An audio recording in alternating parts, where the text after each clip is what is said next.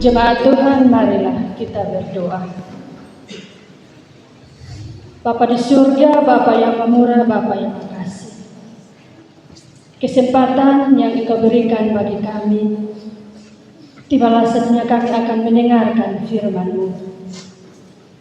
Bapa di surga, kami meminta, biarlah Roh Kudus-Mu yang selalu menuntun kami, sehingga firman-Mu yang kami dengar, biarlah kami memaknai di dalam hari-hari hidup kami.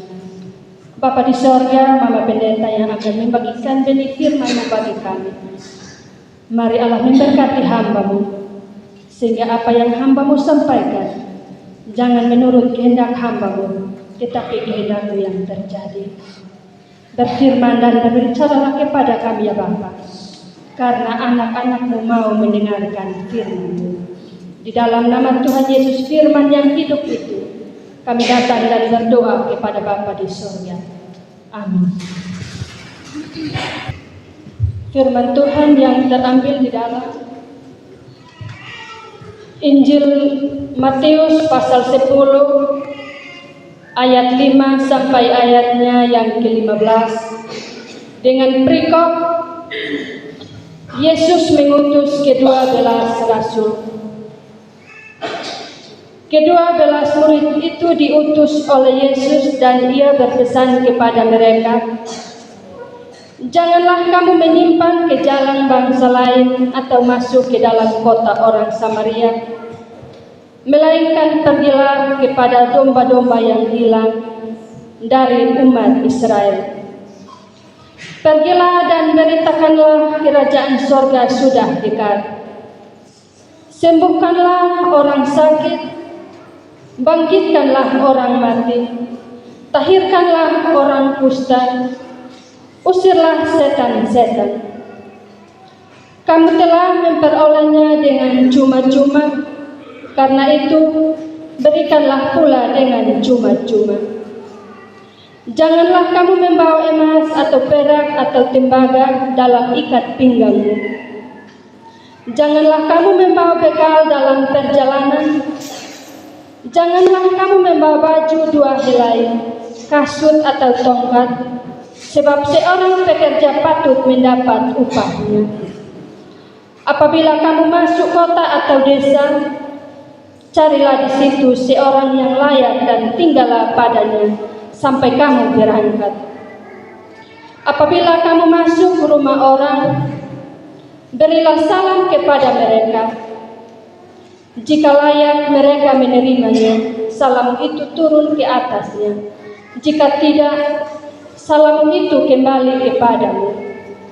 Dan apabila seorang tidak menerima kamu dan tidak mendengar perkataanmu, keluarlah dan tinggalkanlah rumah atau kota itu, dan kebaskanlah debunya dari kakimu. Aku berkata kepadamu, sesungguhnya pada hari penghakiman tanah Sodom dan Gomora akan lebih ringan tanggungannya daripada kota itu. Demikianlah sabda Tuhan. Siapa memperhatikan firman akan mendapat kebaikan, dan berbahagialah orang yang percaya kepada Tuhan. Haleluya.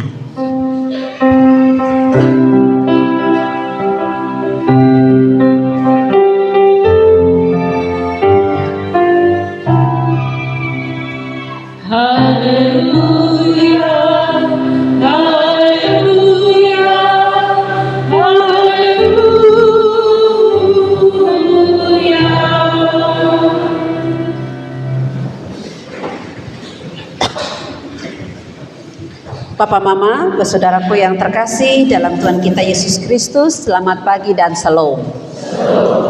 Hari ini kita ada pada kalender gerejawi yang merujuk pada peristiwa perayaan Minggu Epifania yang ketujuh, atau perayaan Minggu Epifania yang terakhir.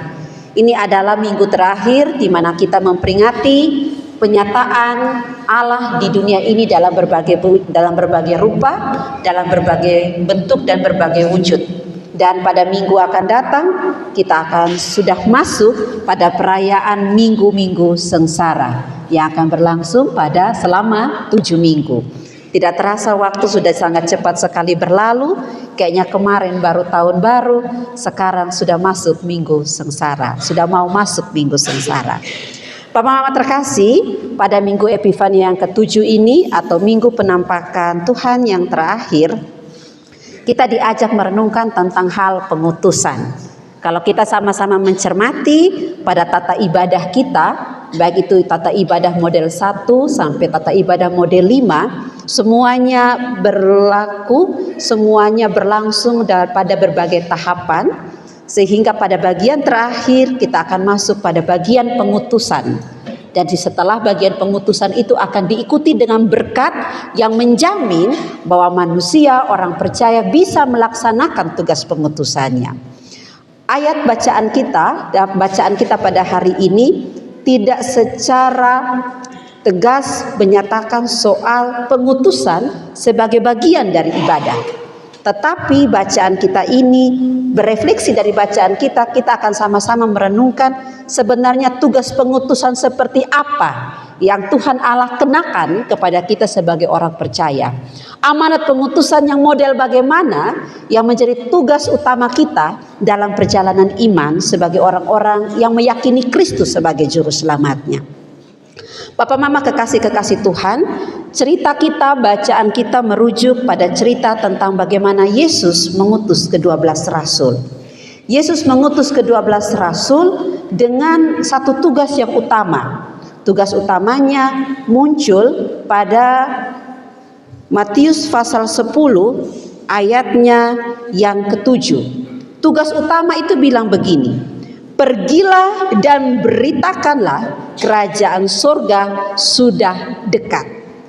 Itu adalah berita utama yang harus disampaikan oleh ke-12 rasul ke setiap penjuru tempat.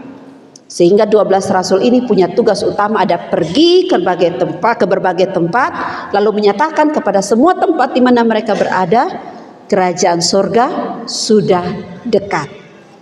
Berita tentang kerajaan surga sudah dekat itu diperinci pada berbagai bentuk. Yang pertama, dia bilang, sembuhkanlah orang sakit, bangkitkanlah orang mati, tahirkanlah orang kusta, usirlah setan-setan. Sembuhkan orang sakit, bangkitkan orang mati, tahirkan orang kusta, dan usirlah setan-setan. Kalau kita menilik wujud dari kerajaan surga sudah dekat yang dirincikan pada 4 tugas ini, maka kita bisa melihat bahwa 4 kerja ini, 4 kegiatan ini, 4 program ini bukanlah hal yang mudah. Bahkan kalau mau dibilang ini mustahil bisa terjadi. Kenapa? Karena dalam kenyataannya, dalam faktanya, semua orang pasti sudah berpikir, kok orang mati kok mau bangkitkan ke mana lagi? Orang sudah sakit, kalau yang masih ringan-ringan ya bisa sembuh. Tapi kalau sudah sakit yang berat, kok mau bikin ke mana lagi? Orang kusta, bagaimana kita tahirkan? Tahir berbeda dengan sembuh. Kalau sembuh, dia selesai dari itu sakit, tapi masih ada bekasnya. Tapi kalau tahir itu artinya dibuat lagi seperti semula.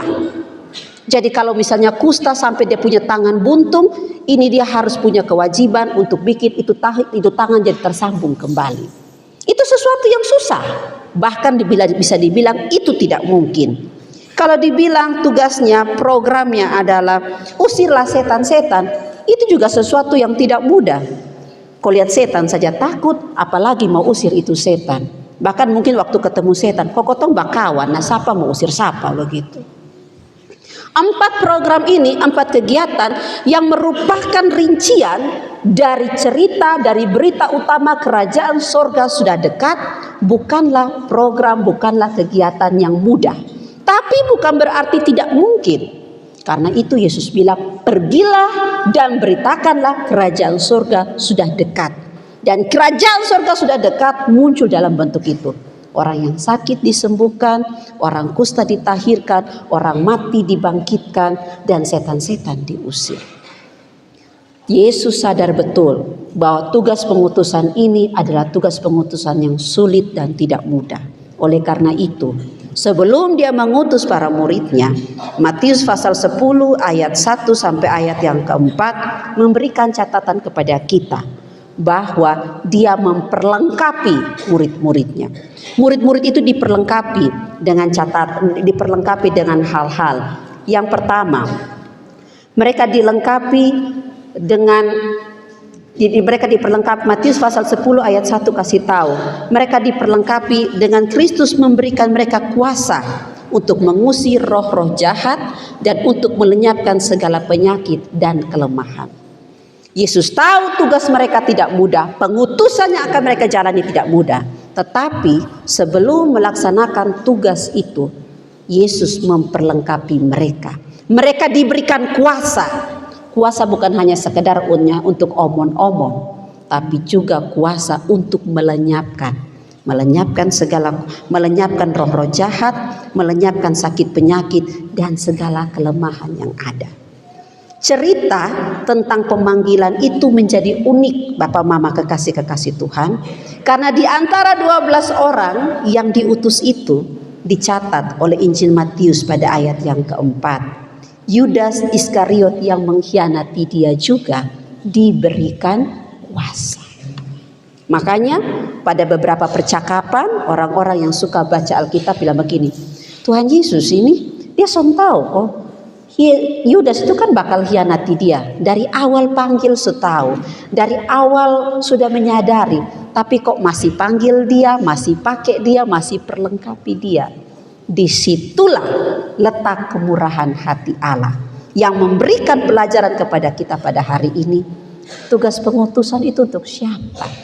Siapa yang Tuhan bisa utus untuk memberitakan kerajaan surga sudah dekat?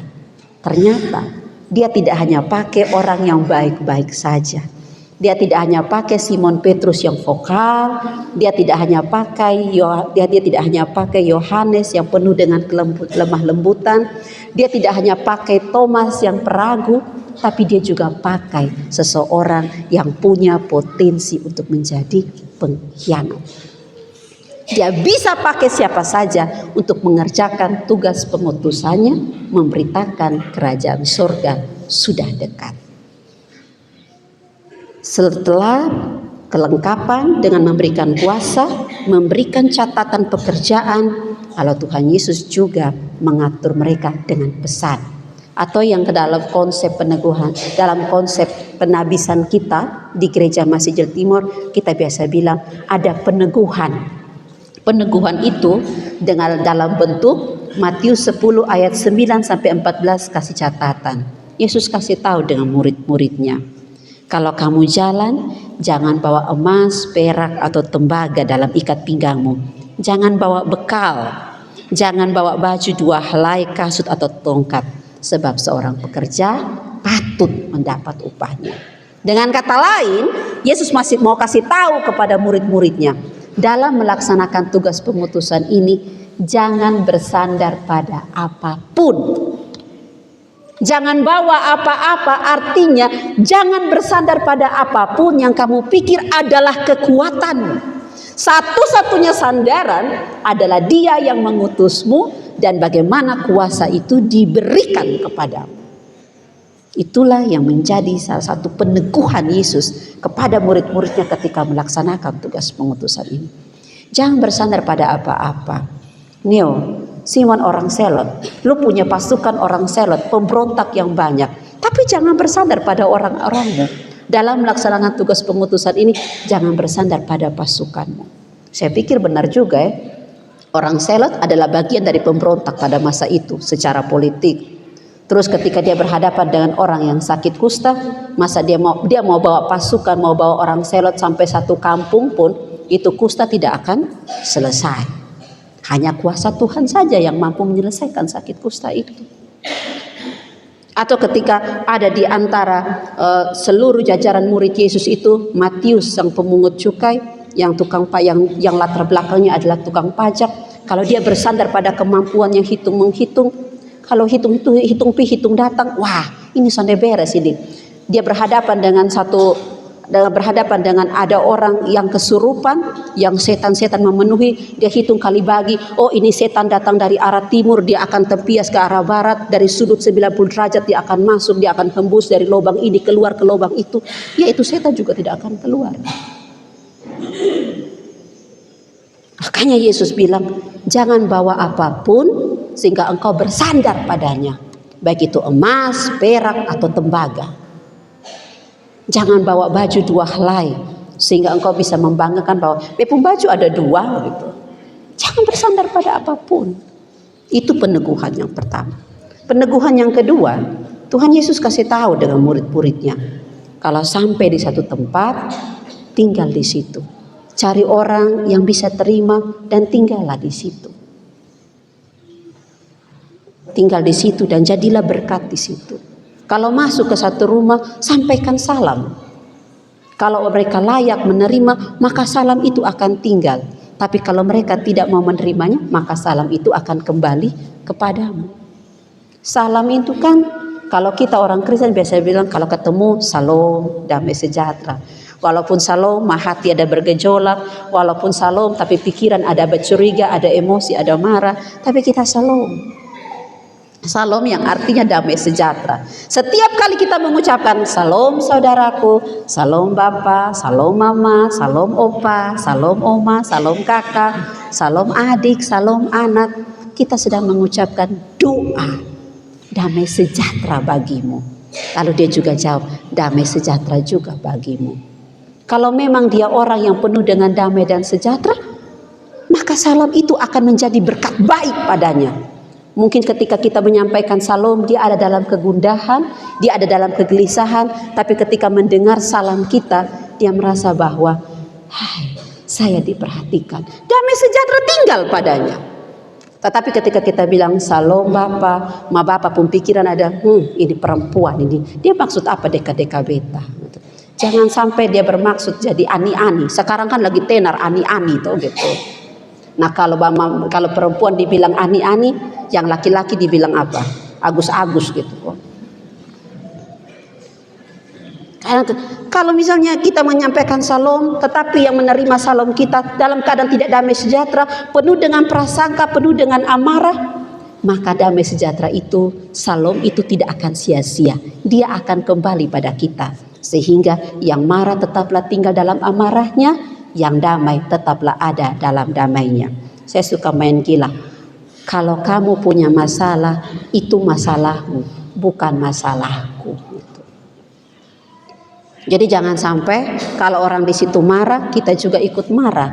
Biarlah dia marah dan kita tetap ada dalam damai sejahtera. Makanya Yesus bilang, kalau datang ke satu tempat, tinggal ucapkan salam. Kalau dia layak menerimanya, maka salam itu akan tinggal padanya. Tapi jika tidak, salam itu, damai sejahtera itu akan kembali kepadamu. Karena kebahagiaan kita tidak diatur oleh apa yang ada di luar kita. Kebahagiaan kita diatur oleh diri kita sendiri. Yang ketiga, bentuk peneguhan yang ketiga yang disampaikan oleh Yesus kepada murid-murid yang dia utus.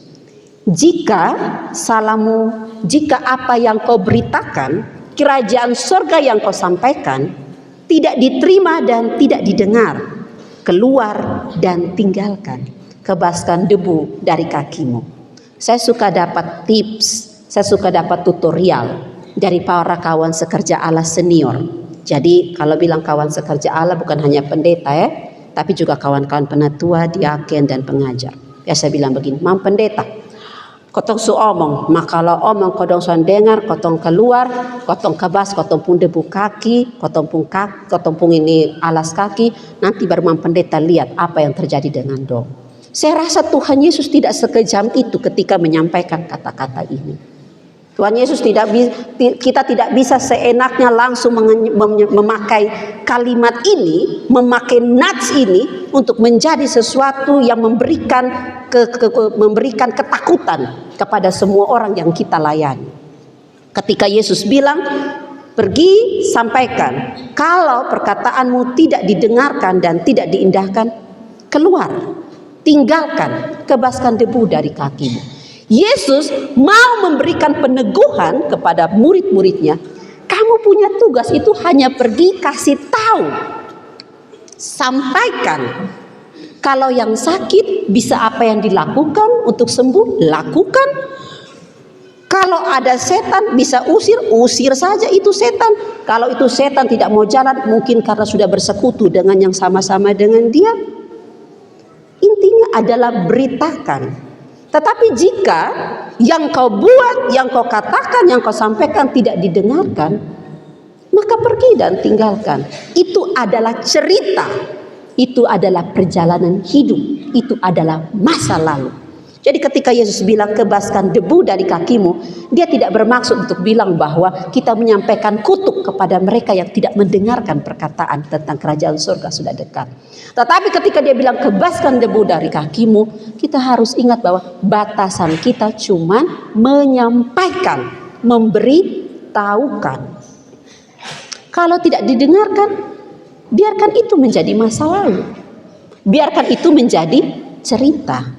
Jangan menyimpan itu dalam hati sebagai sesuatu yang menjadi batu sandungan buat doa dan juga pelayanan kita selanjutnya. Beson omong leh, itu manusia dong, percuma sah. Lepaskan, ikhlaskan. Ya iyalah, mereka tidak mau dengar. Ya sudahlah gitu. Ketika dia bilang kebaskan debu dari kakimu, dia mau bilang bahwa lepaskan. Ikhlaskan, kau sudah melakukan apa yang menjadi tugasmu. Lewat mimbar ini saya pernah bilang, ketika kami para pelayan dapat lihat jemaat pakai baju kotor, kami punya tugas cuman kasih tahu, bapak, mama, kakak, adik pun baju kotor. Masalah dia mau ganti itu baju atau tidak, itu urusannya secara pribadi. Kok dia suka pakai dia pun baju kotor, mau bikin apa dia? Mau pitempeleng kan? Tidak. Lalu kita pulang, kita tidak kebaskan debu dari kaki, kita pulang dengan pikiran, aduh dia pakai baju kotor karena nanti dia pun perut kembung, dia pun apa? Tapi dia mau pakai baju kotor. Ketika ada yang bilang bahwa, pendeta, saya bisa bikin apa-apa kok, ini kotong pun jemaat ini ada beristri 2. Saya sudah kasih tahu, beristri 2 itu zina. Masalah mau pendeta boleh omong di belakang beta tambah 3, 4 dan 5 itu urusan dia. Kan saya tidak mungkin menghabiskan seluruh kehidupan saya pegang kayu kudung, kau jaga dia 1 son boleh 2, 3, 4, 5. Itu tidak mungkin.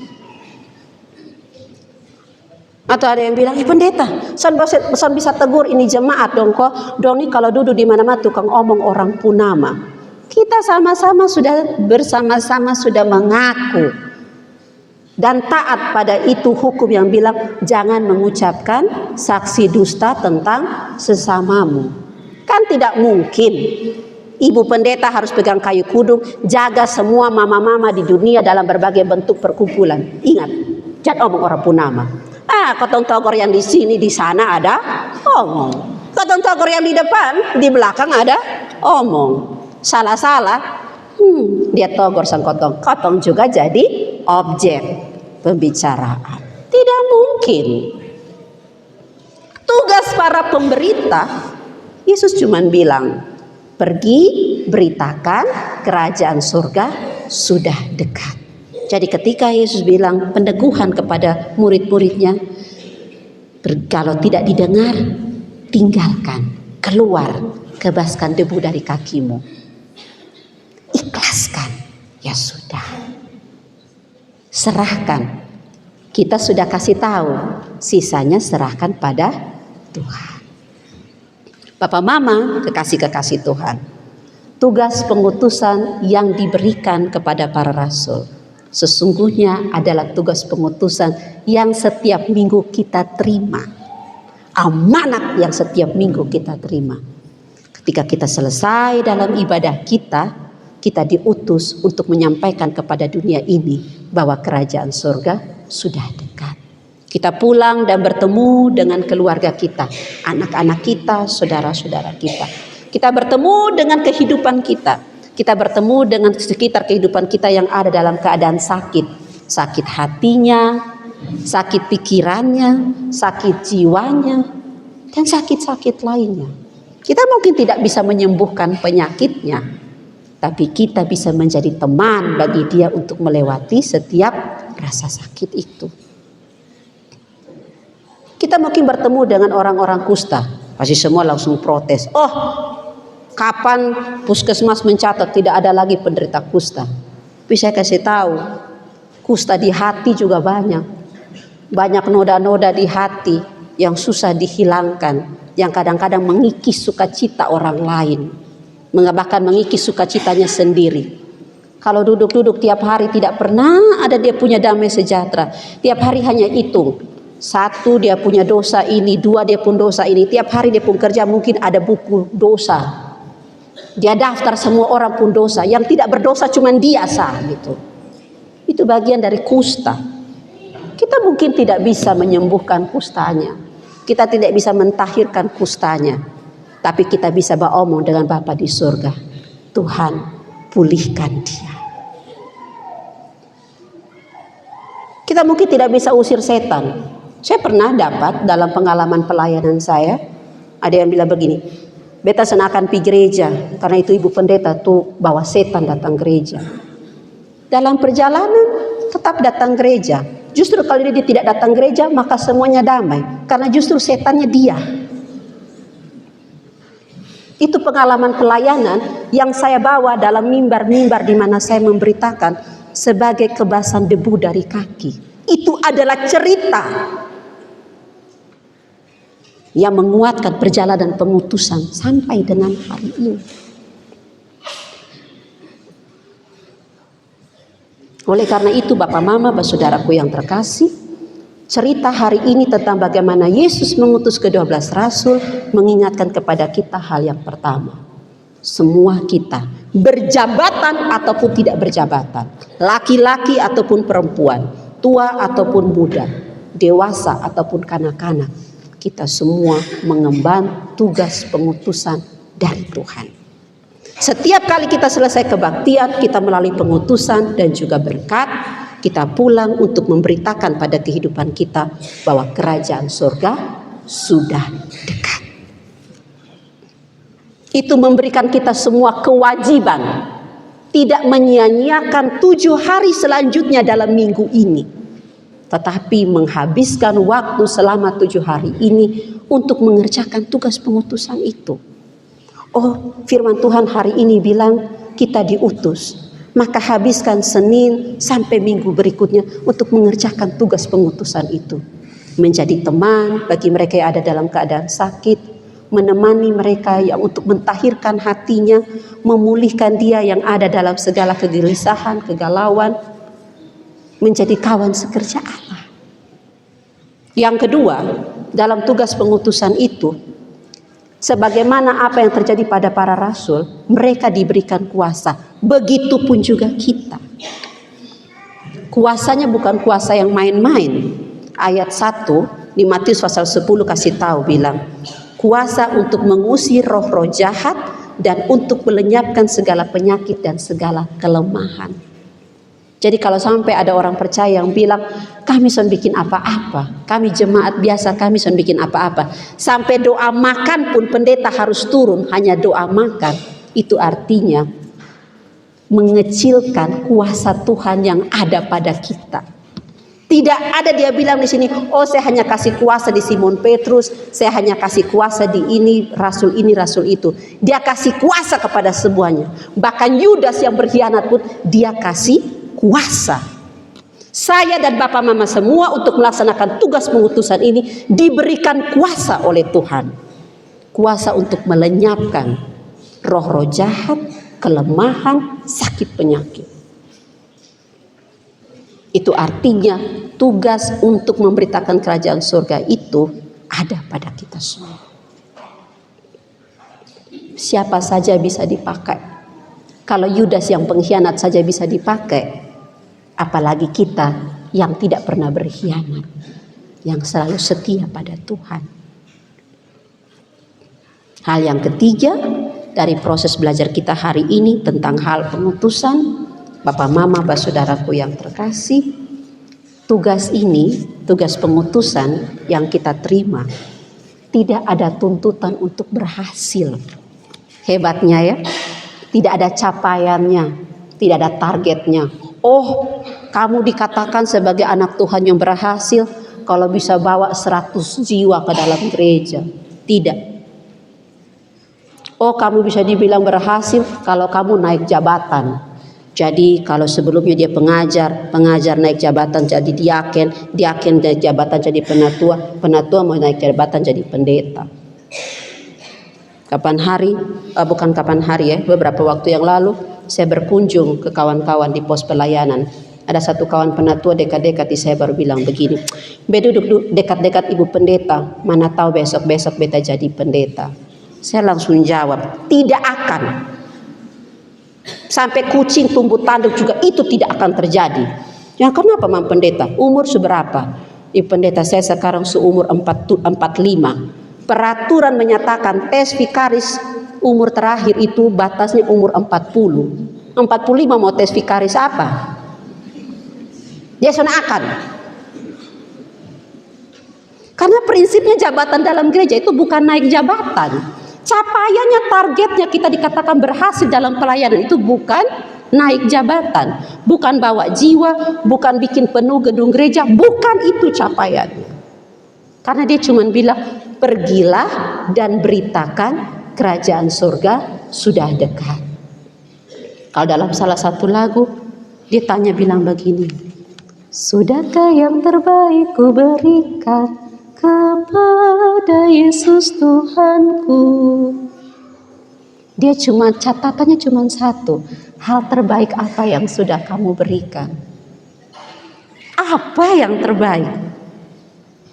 Ibu pendeta, saya ini ikut Tuhan Yesus dari rambut belum putih sampai sekarang rambut sudah putih. Tapi sampai di atas baik tua pun tanya coba satu, apa yang terbaik yang kau berikan? Ibu pendeta, saya jadi majelis dari Soeharto pun zaman sampai sekarang Prabowo jadi presiden.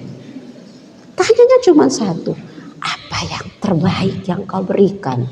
Kita mulai catat, sudah ada 10 anak yang saya bawa untuk dibaptis oleh pendeta. Apakah itu yang terbaik? Begitu dia lihat ini 10 anak jadi pencuri semua. Ibu pendeta, saya sudah di majelis, saya berhasil dorong ada 10 pasangan nikah. Tapi itu 10 pasangan nikah nikah habis itu 10 bubar semua. Apa yang terbaik? Capaian cuma apa yang terbaik. Ibu pendeta, kami jadi majelis ini dari ibu pendeta belum lahir sampai sekarang ibu pendeta sutua itu. Pertanyaannya cuma satu. Apa yang terbaik? Apakah ada doa yang terbaik? Apakah ada renungan yang terbaik? Apakah dalam pelayanan itu kau berikan hatimu? Apakah dalam pelayanan itu kau berikan tanganmu, kakimu untuk pekerjaan Tuhan? Apakah semua tugasmu kau kerjakan sebaik-baiknya? Apakah sudah yang terbaik yang apa yang terbaik yang kau berikan? Catatannya cuma itu. Makanya Yesus bilang, pergilah dan beritakan. Tidak ada tuntutan untuk berhasil. Dia hanya minta pergi dan beritakan. Kita hanya perlu melakukan apa yang menjadi bagian kita. Sisanya serahkan kepada Tuhan. Makanya kalau ada bapak mama, orang tua yang mengeluh bilang, Mam Pendeta ya, beta nih majelis, beta berdoa kasih semua orang pu anak, bepu anak bikin begini. Itu artinya 99 sudah kita harus 99 harus kita tinggalkan, kita harus bergumul untuk yang satu ini. Karena dia bilang apa? Pergilah kepada domba-domba yang hilang. Tuhan Yesus saja bilang 99 dia kasih tinggal untuk cari yang satu. Makanya kalau ada mama-mama yang mengeluh, potong berdoa untuk semua bapak masuk gereja, tapi bepun suami son masuk gereja. Mungkin mama perlu 1 hari khusus untuk sebut itu bapak khusus punya nama. kepada Tuhan. Atau bapak-bapak berdoa, kotong berdoa semua mama-mama nih, kalau kotong omong di luar diam. Tapi mama yang satu ini nih sode bisa diam gitu. Kecuali dia tidur saja. Mungkin bapak perlu satu waktu khusus berdoa dan sebutkan mama khusus itu punya nama. Dia tidak minta kita berhasil. Jadi jangan khawatir. Dia hanya minta pergilah dan beritakanlah kerajaan surga sudah dekat. Saya mau mengajak kita mengakhiri renungan hari ini dengan satu memori. Bagi saya ini memori yang indah, memori yang bagus, tapi saya tidak tahu bagi bapak mama. Karena kita pasti punya selera yang berbeda. Saya punya hobi salah satu itu adalah nonton. Dan di sekitar tahun 90-an sampai 2000, salah satu film yang suka saya tonton itu film Kerasakti. Mulai yang dari serial sampai yang film layar lebar. Kerasakti itu kan ceritanya tentang perjalanan ke barat. Ada biksu Tom Sangchong, terus ada Sun Gokong yang Kerasakti, lalu ada Patkai, kemudian ada Wuching. Wuching itu yang siluman yang dewa sungai, Patkai itu yang siluman babi. Nah, keempatnya ini juga ditemani oleh seekor kuda putih, salah seorang pangeran yang dikutuk sebagai kuda putih. Saya pernah bertanya dalam hati saya, Sun Gokong itu ahli kungfu, bahkan dia bisa membasmi semua siluman. Wuching dan Patkai itu setia. Lalu ini kuda putih juga bisa membawa. Tapi di antara yang lainnya ini, apalagi Sun Gokong yang paling hebat, kenapa Buddha tidak menunjuk Sun Gokong yang jadi pemimpin, atau Wuching yang pandai membaca arah, atau Patkai yang pintar untuk strategi perang sebagai pemimpin? Kenapa Buddha tidak menunjuk mereka? Tapi justru Buddha menunjuk biksu Tom Sangchong sebagai pemimpin dari kelompok ini ke barat. Padahal biksu Tom Sangchong tidak tahu silat, tidak tahu sihir, bahkan buta arah. Dengan segala kebodohan yang dia miliki, dia hanya bisa Amitabha, kosong adalah isi, isi adalah kosong. Gitu. Kalau yang nonton ini film pasti tahu itu kata-kata begitu. Jadi kalau misalnya ada siluman yang datang serbu, kalau tidak ada dia punya murid-murid, dia langsung terbelenggu. Saya berpikir, kenapa Buddha pakai ini Tom Sangchong? Ternyata yang diperlukan untuk menjadi orang yang diutus menyelesaikan perjalanan untuk mengambil kitab suci di barat itu bukan orang yang pintar silat, bukan orang yang pintar untuk membaca arah dan pandai segala-gala, tetapi adalah mereka yang tahu arahnya. Tom Sangchong dipilih sebagai pemimpin menyelesaikan tugas pengutusan itu karena dia satu-satunya yang tahu jalan ke arah barat dan apa yang mau dicari. Saya dan Bapak Mama tidak selalu pintar dan tidak selalu tahu segalanya. Tetapi sebagai orang yang diutus, kita tahu ke arah mana kita berjalan untuk menyelesaikan pengutusan yang dari Tuhan. Pergilah, beritakanlah kerajaan surga sudah dekat, karena kita adalah warga kerajaan Allah. Tuhan menyertai kita semua. Amin.